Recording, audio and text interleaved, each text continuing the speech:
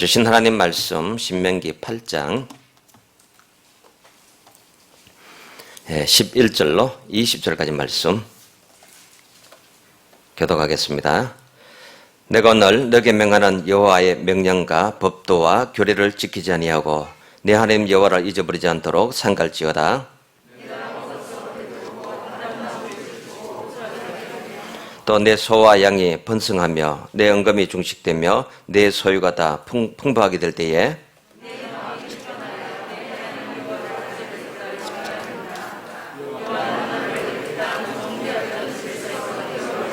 너를 인도하여 그 강대하고 위험한 강야 곧 불변과 정갈이 있고 물이 없는 간조한 땅을 지나게 하셨으며 또 너를 위하여 단단한 반석에서 물을 내셨으며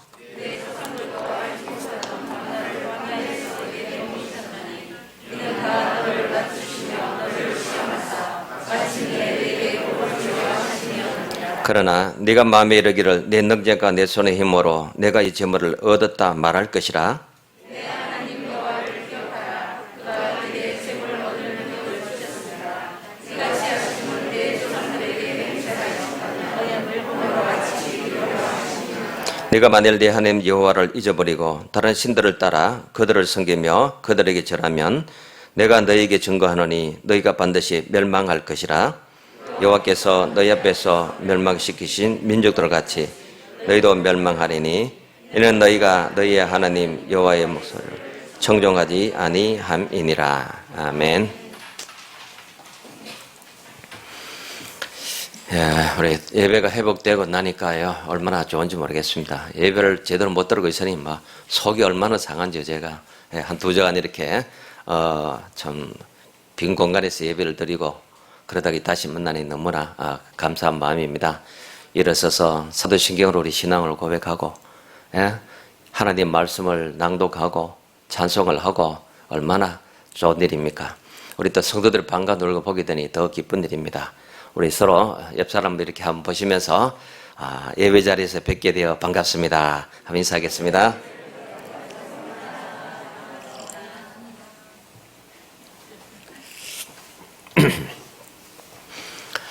잠언 30장에 아굴의 기도라는 것이 나옵니다. 아굴의 기도. 이 기도는 성경에 여러 기도들이 많이 나오는데 야베스 기도, 다윗의 기도, 시편은 거의 기도의 내용들인데요. 이 아굴의 기도가 성서학자들 쪽에서는 이렇게 말해요. 기도의 앞건이다. 기도의 앞건이다. 이 아굴의 기도의 내용은 어떤 거냐면은 하나님께 기도하는데 나를 부하게도 마시고 가난하게도 마시옵소서 하는 거예요. 그 30장 8절에 내가 헛된 것과 거짓된 것을 쫓아가지 않고 그리고 내가 부한 거나 가난한 것 그것 때문에 하나님께 원망하거나 불평하거나 교만하지 않도록 그 기도를 하는데 그 핵심이 나를 부하게도 마시고 가난하게도 마시옵고 하는 거예요. 그 이유를 이제 9절에서 설명합니다. 내가 부해서 하나님이 누구냐, 하나님이 어디 있느냐 이렇게 교만할까 봐. 그래서 나를 부하게 마시옵소서 하고요. 또 가난하게도 마시옵소서 하게 된 것은 내가 도둑질을 하고 하나님의 영광을 가리고 이런 일을 저지를까 봐. 그래서 하나님 나로 가난하게도 마시옵고 부하게도 마시옵소서 이 기도를 하는 거예요. 근데 우리가 이렇게 기도했다고 해서 하나님이 정말 우리 간당간당 겨우겨우 살도록 그렇게 하실 것 같습니까? 아닌 거예요. 이 기도가 왜 기도의 앞건이냐고 하면요.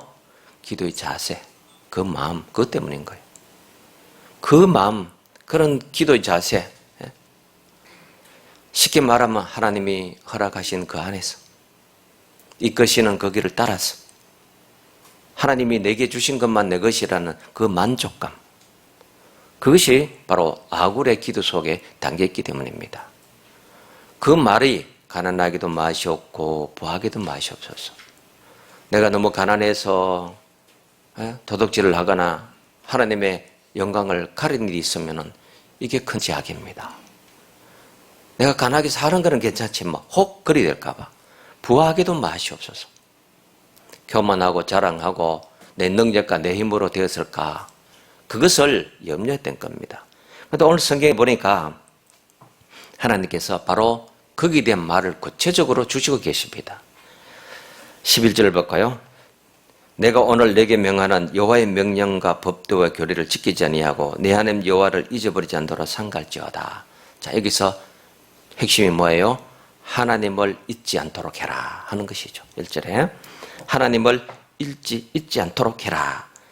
네가 먹어서 배부르고 아름다운 집을 짓고 거주하게 되며 또 내 소, 양 이것이 번성하고 은금이 중식되고 소유가 다 풍부할 그때에 뭘 해야 되느냐? 14절에 보세요. 네 마음이 교만하여 네 하나님 여호와를 잊어버릴까 염려하라. 그래서 1절에는 하나님을 잊지 않도록 삼가하라. 그리고 14절에서는 하나님을 잊어버릴까 염려한다. 그래서 왜 그럴까요? 왜 염려할까요? 거기가 쉽기 때문에. 아무래도요, 좀 잘 살게 되고 건세가 있게 되고 그렇게 되면은 교만하게 되어 있습니다.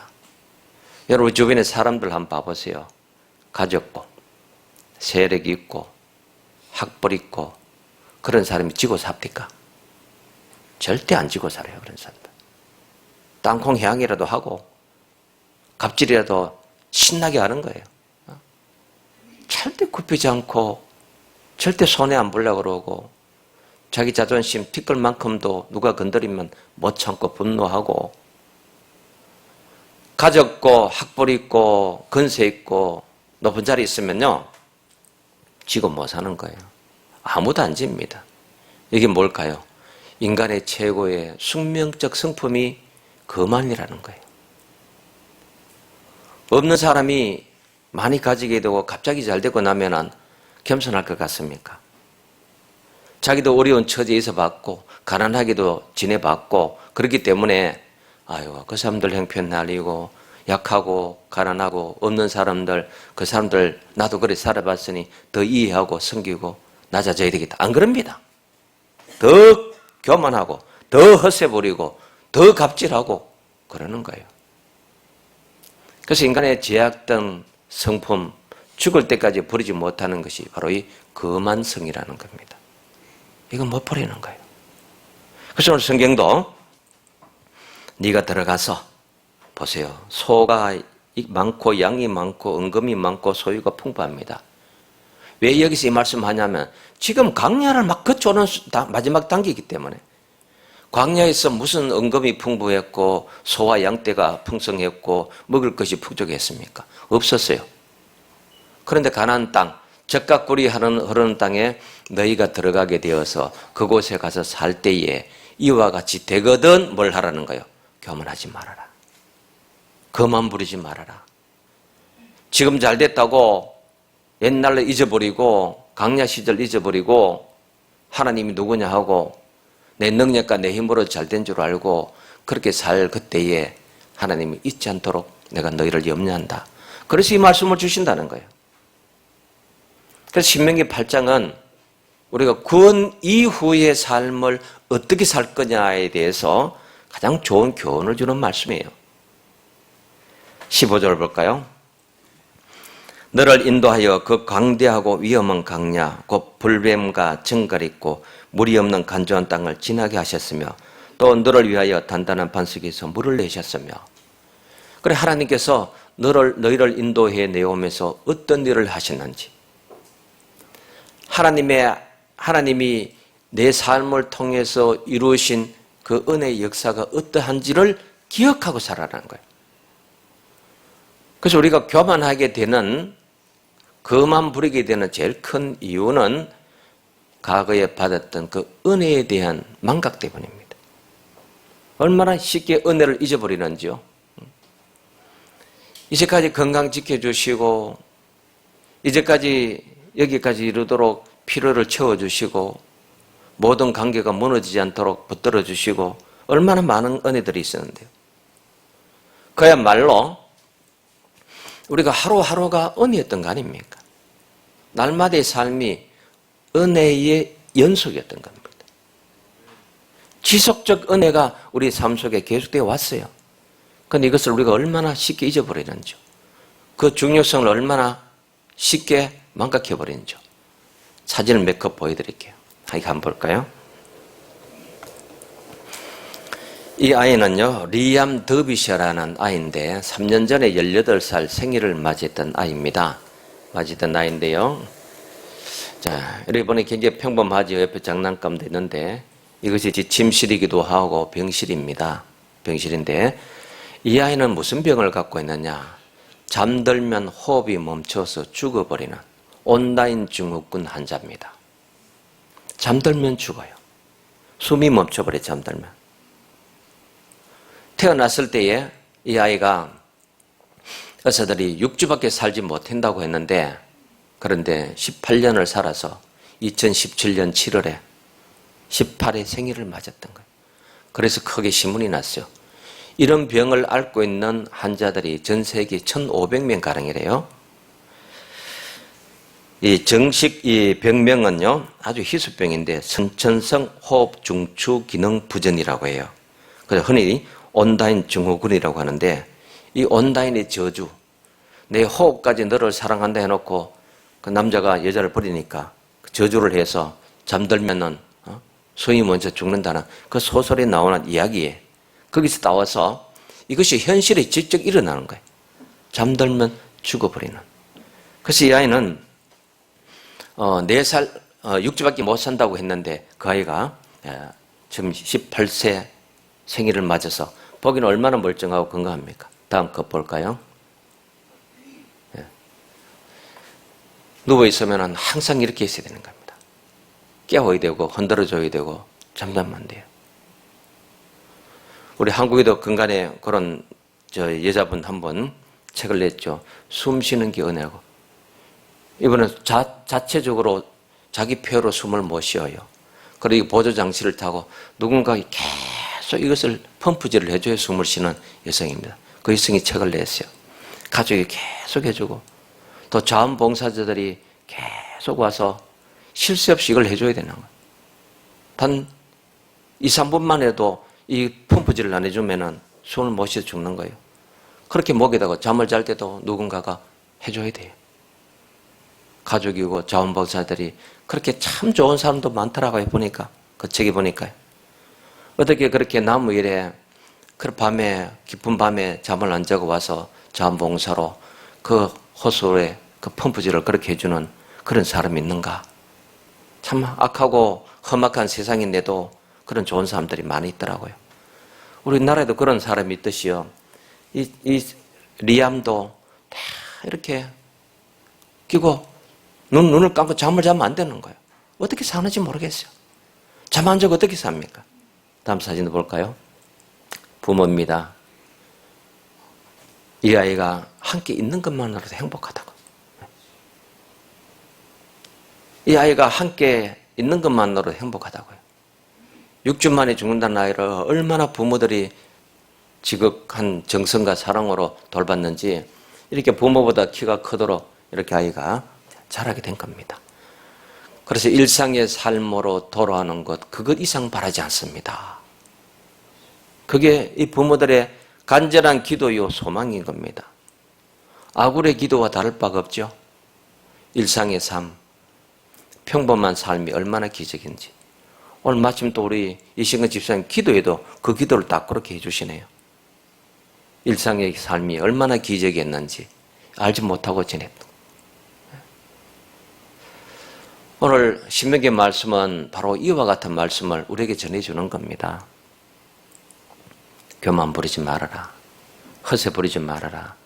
네가 잘나서 된 것 없고 네 실력으로 뭐 한 것 없고 네 건세와 네 능력과 네 백으로 한 거 없다. 전부 뭐라는 거예요? 하나님의 은혜가 작용을 했다는 거예요. 우리 지금 코로나 때문에 교회들이 욕을 먹고 기독교인들이 욕도 먹고 이러는데요. 저는 반대로 생각합니다. 요즘처럼 방송들이 교회를 많이 선전해 주는 데는 없다고 생각해요. 얼마나 교회로 홍보를 많이 해주는지 우리가 뭐 돈 주고 하면 그렇게 할 수 있겠습니까? 그래서 바울이 어떤 방도로 하나 어떤 일은 나쁜 마음으로 어떤 일은 좋은 뜻으로 하나 전파되는 것은 그리스도니 내가 이를 기뻐하고 기뻐하노라 그랬습니다. 저 그 말이 마음에 확 와더라고요. 왜 기독교인들이 이러냐? 왜 모이지 말는데 그렇게 모이냐? 여기에 생명이 있기 때문이에요. 예배에 우리의 은혜가 담겨 있기 때문에, 예배에 우리 모든 해결책의 문제들이 답이 들어있기 때문입니다. 왜 그렇게 예배에 목숨 걸고 바이러스도 겁 안 내고 두려워하지 않고 그렇게 모이느냐? 예배 속에는 뭐가 있기 때문에, 하나님의 은혜와 우리가 살아가면서 겪어야 할 모든 것에 답이 있기 때문에, 그 은혜의 손길이 우리가 예배를 통해서 깨닫기 때문에, 확인하기 때문입니다. 그래서 방송이 교회 선전 잘해주네 하고 속상하지 마시고요. 전파되는 것은 그리스도다.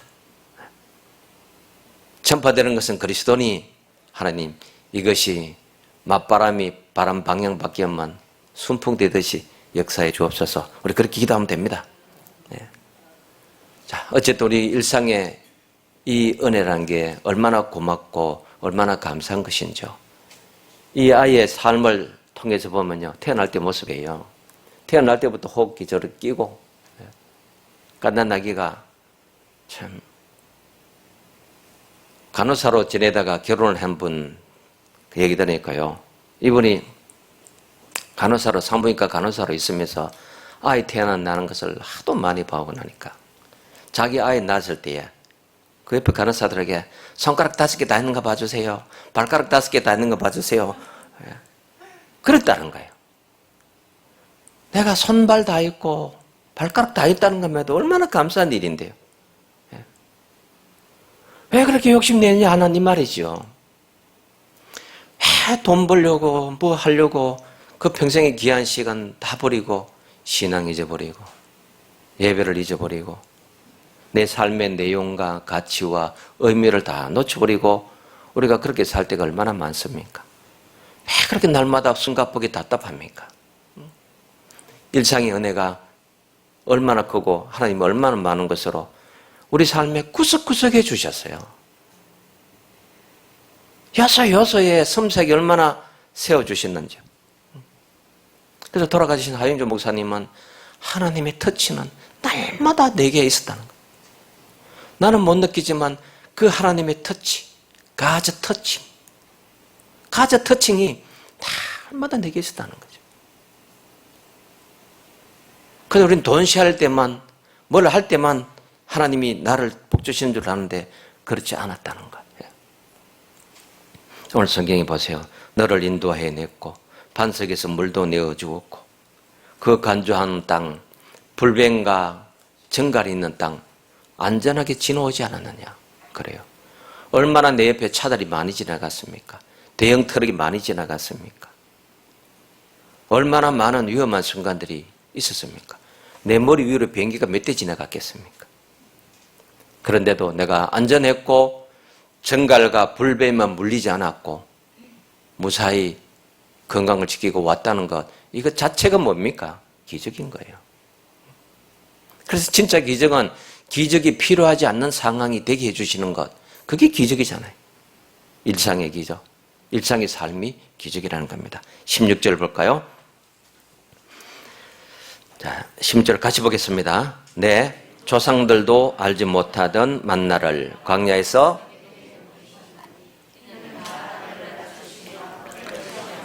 마침내 너게 복을 주려 하심이니라. 자, 앞에서 하나님을 잊지 말아라, 잊지 말아라 그렇게 말씀하신 그 목적을 여기서 얘기합니다. 왜? 잊지 않고 너희가 하나님의 은혜를 의지하고 살면은 너희가 뭘 받으리라? 복을 받으리라는 겁니다. 너희에게 복을 주려고 내가 이렇게 해라 저렇게 하라고 말씀하시는 거예요. 우리 지난 시간에 말씀을 드렸습니다만은 신명기는 애굽에서 나와서 광야 40년을 지나고 이제 가나안 땅에 들어가기 직전에 주신 말씀이었어요. 너희가 그 땅에 들어가거든 너희가 이러이러하게 살 그때에 하나님에 대해서는 이렇게 하고 사람에 대해서는 이렇게 하고 너희 주변 모든 삶의 정황을 볼 때에 너희가 내 실력, 내 능력과 내 건세로 이만한 걸 이뤘다는 교만한 마음 갖지 말고 이런 것을 말씀하신 거죠. 그래서 하나님에 대해서는 이렇게, 사람에 대해서는 이렇게, 네 삶의 주변 환경에 대해서는 이렇게 하라. 그렇게 하라고 일러주신 건데 일러주신 목적이 뭐냐? 그리하면 너희가 복을 받을 것이라는 거예요. 근데 문제는 이겁니다. 여기서 많이 실패해버리는 거예요. 많은 실패는 바로 그 하나님의 말씀을 잊지 않고 그 하나님의 주신 말씀대로 사는 거기에 실패해서 우리 삶이 무너진 겁니다. 이걸 못 지킨 거예요. 해내지 못한 겁니다. 근데 이 실패는 뭐 만들다 잘못해서 다시 만들면 되는 그런 실수가 아니고 실패가 아닌 겁니다. 생애적 실수입니다. 생애적 실패입니다. 이 생애적 실패를 하고 나니까 얼마나 회복하기가 어렵고 다시 일어서기가 얼마나 후들후들 떨리는 일이 됩니까? 여기에 실패하지 말아라. 이것을 모세가 지금 힘써 얘기하고 있는 중입니다. 지금. 간절하게 얘기하는 것이 이 말씀인 거예요. 이 규례와 이 명령과 이 법도를 너희가 지켜라. 하나님이 그렇게 명령하시고 법도를 주신 것은 이 백성이 잘못 하나 안 하나 벌을 주기 위해서 체크리스트로 쓰시는 거 아니라는 거예요. 이와 같이 하면 너희가 복을 받으리라. 이와 같이 하면 너희가 은혜의 지속 속에 나아가리라. 그렇게 하라고 주신 것이지 요놈 잘못 하나 안 하나 때리고 벌 주시고 하나님이 진노하시고자 이걸 지키라 하신 것이 아니라는 거예요.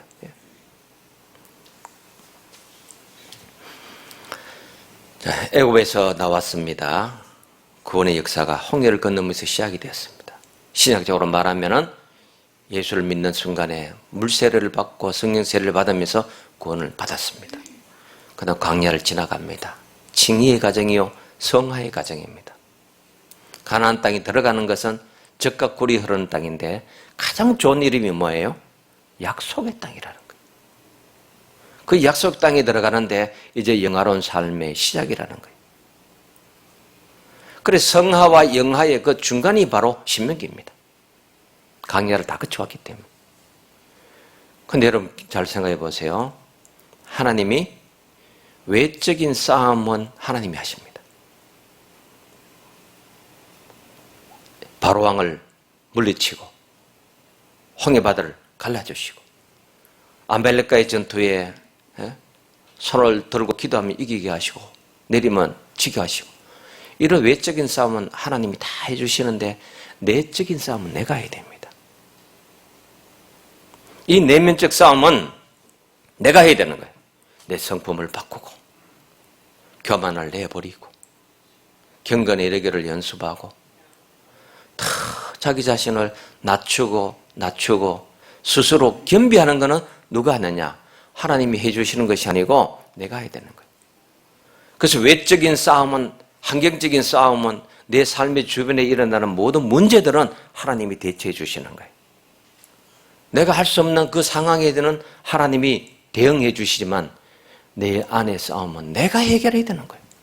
일어나는 욕심이 있습니다. 교만과 허세가 있고 요새 부리는 것이 있고 그거는 누가 해야 되냐? 내 스스로 해야 되는 거죠. 그래서 그 다음 말씀 뭐였습니까?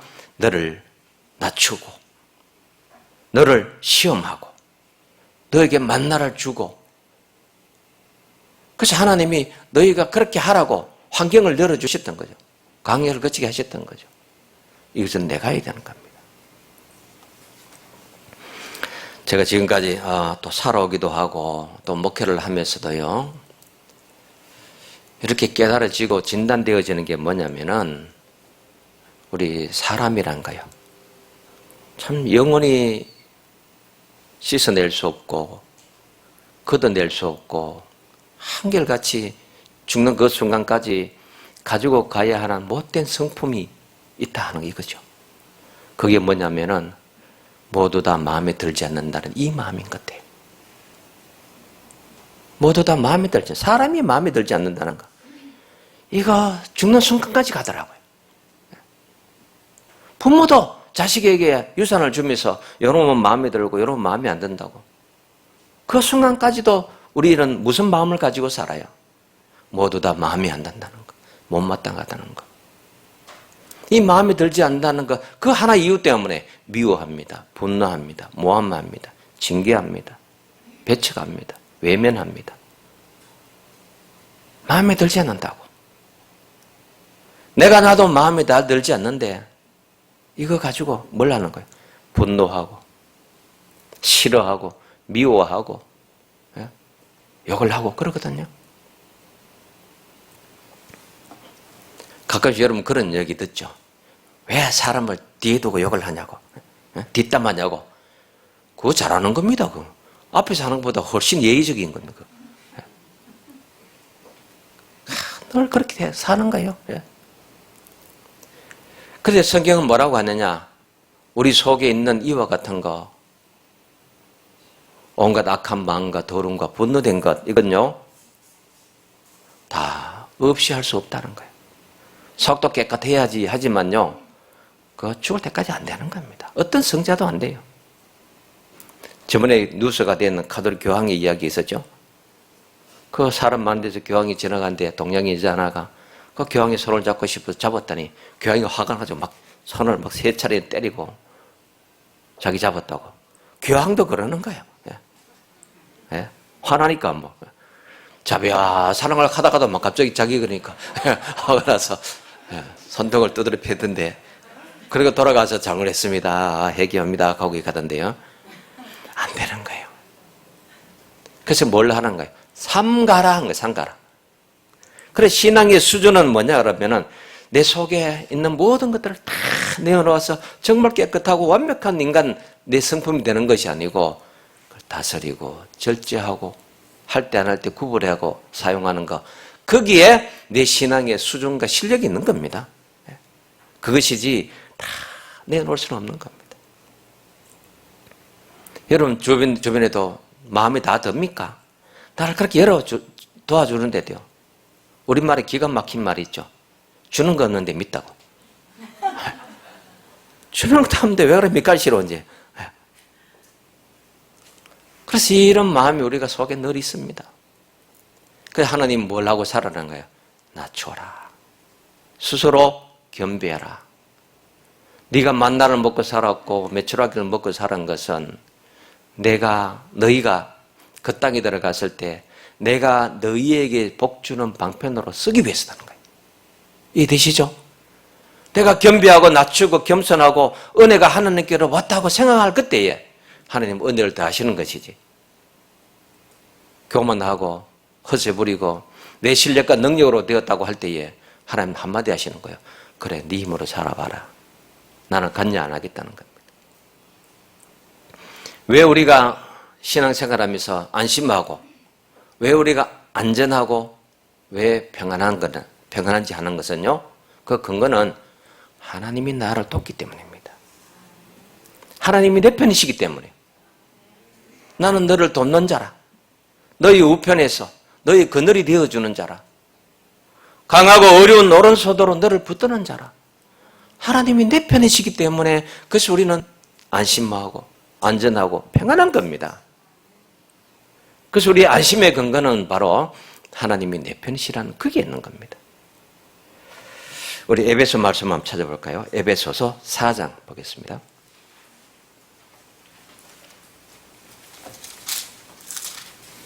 4장 21절 가보겠습니다.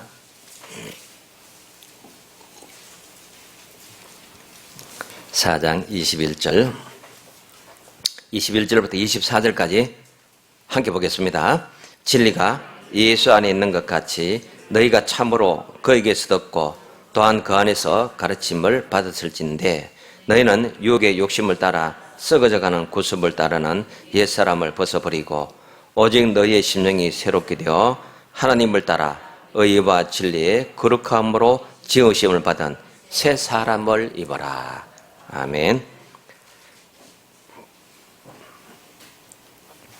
자, 새 사람을 입고 산다 하는 것은 자, 우리가 구원받는 단계를 보면 이렇습니다. 구원받는 단계. 자, 내가 하나님을 찾아서 나선 것도 아닙니다. 높은 산에 올라간 것도 아니고 처음 강야로 간 것도 아니에요. 어느 날 하나님이 나를 만나 주셨어요. 그리고 놀라운 건 뭐냐면 구원이 뭔지도 모르고 구원의 필요성과 가치도 모르고 구원을 요청하지도 않은 나에게 하나님은 그분의 능력과 그분의 사랑으로 나를 건져주시고 구원해 주신 거예요. 그래서 하나님 나를 불러주셨죠. 불러주시고 나를 칭의로 의롭게 해주신 거예요. 그리고 나를 성화의 과정을 거쳐서 영화로 나아가도록 이끄시고 계시는 거예요. 이와 같이 하나님이 나를 부르시고 칭의하시고 성화와 영화로 나를 하나님이 이끌어 주신다는 이것이 구원의 네 가지 내용이거든요. 이 중 어느 하나도 내 능력과 내 힘으로 할 수 있는 것이 없습니다.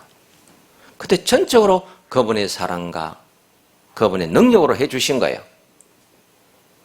그런데 부르시고 의롭게 하시고 영화로운 삶을 주시는 것 하나님이 다 해주시는 건데 이 성화의 과정에서는 내가 해야 되는 거예요. 그래서 우리가 자칫 기독교 개신교가 놓치는 것이 뭐냐면 하나님의 은혜로 공짜로 다 해주셨기 때문에 나는 할 일이 없다 이건 겁니다. 그래서 불교의 한 스님도 어느 글에 보니까요. 기독교는 너무 쉬워서 믿을 수가 없다 이러더라고요. 나는 그 밑에 댓글 썼어요. 너무 어려워서 불교 못 믿겠다고. 정말 너무 쉬워서 못 믿겠다. 그 은혜이기 때문에 쉬운 겁니다. 그러나 분명한 거 이거죠. 가치 없는 건 아니라는 거예요. 쉽다고 그냥 주셨다고 가치 없는 것이 아니고 생명적이고 어마어마한 가치를 담고 있는 거예요. 그렇다면 새 사람을 입으라고 하는 것은 이제 그 은혜에 걸맞는 삶을 살아라는 뜻입니다. 네가 완전하고 깨끗해서 흠도 없고 점도 없는 그야말로 속까지 깨끗한 사람으로 너희가 살지 않으면 안 된다. 그러면 구원 없다 그게 아니고 그 은혜와 그 사랑에 걸맞는 그 삶을 살아내라는 겁니다. 하나님을 기쁘시게 하는 거기까지 가라는 것이죠.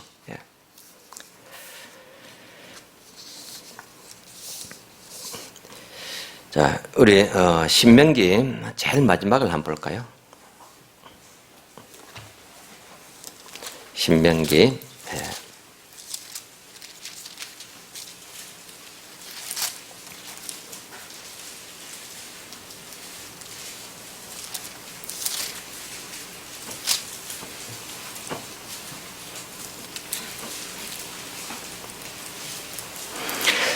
34장 보겠습니다. 34장 12절 한번 볼까요? 제일 마지막 같이 봅니다. 모든 큰 권능과 위엄을 행하게 하심에 온 이스라엘의 목전에서 그것을 행한 자였더라. 자, 하나님께서 모세의 삶의 마지막에 완성을 이와 같이 주셨어요. 우리가 성도의 3대 보화라고 하면은 믿음, 소망, 사랑이거든요. 믿음, 소망, 사랑입니다. 근데 믿음이 있으면은 이제 우리가 소망의 삶을 살아야 되죠. 근데 이 소망은 우리가 로마서에 보면 소망이 우리를 부끄럽게 하지 아니함이라 했어요. 인내에 믿음이 인내를 다하고 소망을 따라 쭉 말씀하면서 소망이 부끄럽게 하지 아니함을 했는데 이 소망이 미래적 기대라는 뜻이 아닙니다. 기독교에서는. 희망사항이 아닙니다. 이건 뭐냐면은 그대로 설명을 하면은 예언적 완료라고 해요. 예언적 완료. 우리가 가지고 있는 소망은 하나님이 말씀하신 그대로가 완료되는 그것을 소망이라고 한다는 거예요. 그래서 이 예언적 완료형 그것이 우리의 소망인데 모세의 생애를 다 살아서 살 동안에 얼마나 고달픈 일도 많았어요. 그러나 다 살고 났을 때에 하나님이 그를 통해서 이와 같은 일을 행하셨더라. 우리 일으키고 싶은 겁니다. 내 삶의 결과이고 싶은 겁니다. 너희가 그 땅에 들어가서 살 때에 이와 같이 하면 너희에게 복을 주리라. 교만하지 말고 스스로 낮춰라. 그렇게 말씀하셨던 하나님이 그렇게 산 자에게는 이와 같이 하셨더라 하는 것이 이 말씀이거든요. 이와 같이 행하셨더라. 우리가 예수 믿고 사는 건요 얼마나 참 복되고 귀한 일인지요. 우리 하나님은 그 하나님 말씀을 청종하고 그 따르는 자에게 없는 기적이라도 일으키실 분이에요. 내가 요구하지 않고 모르는 요청하지도 않은 것을 스스로 하나님은 행해 주시는 분입니다. 기대 밖의 기대를 충족시켜 주시는 하나님이 우리가 믿는 하나님이시거든요. 그래서 내가 해결하지 못하고 알지 못했던 것, 하나님의 그 역사 속에 내가 믿는 그 믿음 안에 하나님은 계획하고 준비하고 계시는 겁니다. 예수 그리스도의 십자가와 부활이 실패하지 않는 한 하나님의 그 약속의 말씀도 우리를 통해서 고스란히 다 일어나고 이루어집니다. 신명기 본문으로 돌아와 볼까요? 마지막 19절을 보겠습니다. 19절, 20절, 8장 19, 20절 같이 볼까요? 네가 만일 네 하나님 여호와를 잊어버리고 다른 신들을 따라 그들을 섬기며 그들에게 절하면 내가 너희에게 증거하노니 너희가 반드시 멸망할 것이라. 여호와께서 너희 앞에서 멸망시킨 민족들 같이 너희도 멸망하리니 이는 너희가 너희의 하나님 여호와의 소리를 청종하지 않았다. 반대는 뭐예요? 청종만 하면 너희가 복을 받고 이와 같이 살리라 하는 겁니다. 그래요. 하나님은 하나님 자녀를 얼마나 사랑하시는지. 예수 그리스도를 우리에게 주시기까지 우리를 사랑해 주신 분입니다. 그런데 그분이 능력이 무한하신 분이거든요. 지혜가 무한하신 분이거든요. 사랑하는 그 자에게 하나님은 그 능력과 지혜를 아낌없이 사용하시는 분입니다. 그래서 성도의 삶에는 기적도 있고 역사도 있고 우리의 소망이 그대로 이루어지는 예언적 완료도 이루어지는 겁니다.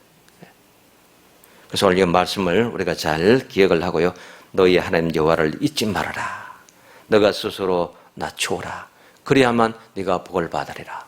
그래하지 않으면 너가 여호와의 음성을 청종하지 않으면 너희 삶은 실패할 거다. 그 멸망할 거다. 그렇게 말씀하신 거예요.